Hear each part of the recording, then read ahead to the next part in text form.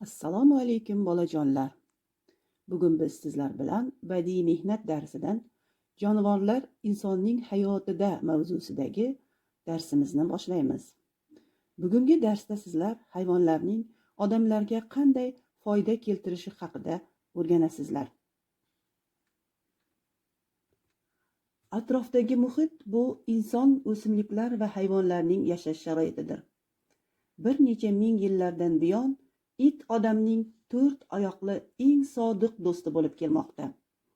Xuddi shuningdek, inson mushuk bilan hamdo'stligi uzoq vaqt davom etib kelmoqda.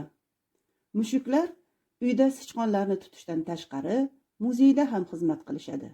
Masalan, Rossiyaning eng katta muzeyi bo'lgan Ermitajda 70 dan ortiq mushuklar yashaydi.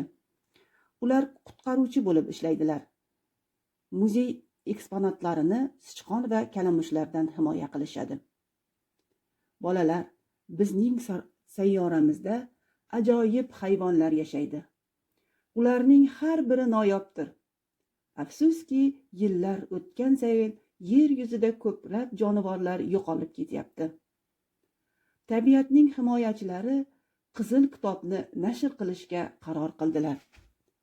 Qizil kitob yo'qolib borayotgan yoki yo'qolish xavfi bor o'simliklar va hayvonlar turlarini qayd qiluvchi davlat hujjatidir. Nima uchun kitobimiz qizil? Chunki qizil rang xavflik ishorasidir. Qizil kitobga yo'qolgan kitoblar hayvonlarning juda ko'pchiligi tushgan. Bolalar, hayvonlar har xil bo'ladi. Jonivorlar o'lchamlari bilan, bo'yoqlarining rangi va xarakteriga ko'ra, jonivorlar tuzilish xususiyatiga ko'ra ham farqlanadi. Masalan, fil katta quloqlari va xartumiga ega, jirafa esa juda uzun bo'yinga ega bo'lsa, tabiat tuyani o'rkachlar bilan siylagan. Hayvonlar har xil bo'lishiga qarab, bolalar hozir bitta topshiriqni bajarib, shu topshiriq asosida dunyodagi eng katta hayvon nima, qush nima, shu haqida bilib olamiz. Qani aytingchi bolalar, dunyoda eng bo'yi baland jonivorni aytingchi? To'g'ri. Eng bo'yi baland jonivor bu jirafa. Jirafaning bo'yi 6 metrgacha boradi. Dunyodagi eng kichkina qushni ayting. To'g'ri. Dunyodagi eng kichkina qush bu kolibri qushi. Kolibrining og'irligi 2 gram, uzunligi esa 58 millimetrgacha.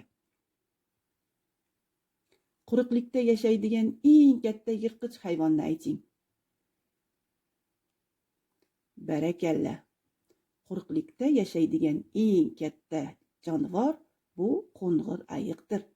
Qo'ng'ir ayiqning og'irligi bolalar 750 kilogram. Endi bolalar, quyidagi videoni diqqat bilan tomosha qilib, kapalak yasashni o'rganamiz. Salamatsizlarmi? Bugun biz sizlarga birga ko'ylak yasab o'rganamiz. Oldindan o'g'an bizga paraq kerak bo'ladi. Paraqni biz 3 burush, 4 burushda yetib qiyib olamiz. Bunun uchun biz buni bulaydan bitib, qolgan yerlerini qiyib tashlaymiz.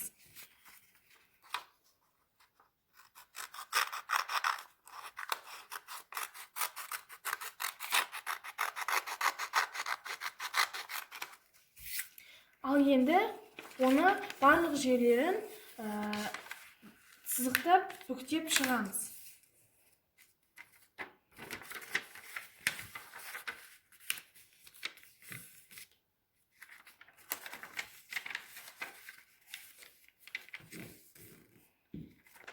Al endi bunu 3 buruşta yetib қалпына keltiremiz.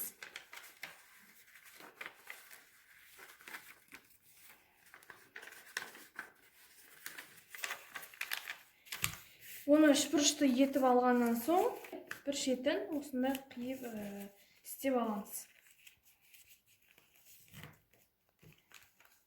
Al endi onun arғы шетін алып төбесіне шығарамыз.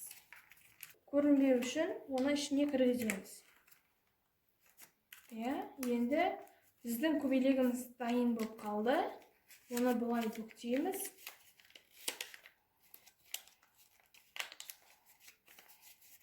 Бұлайынан бүктеп.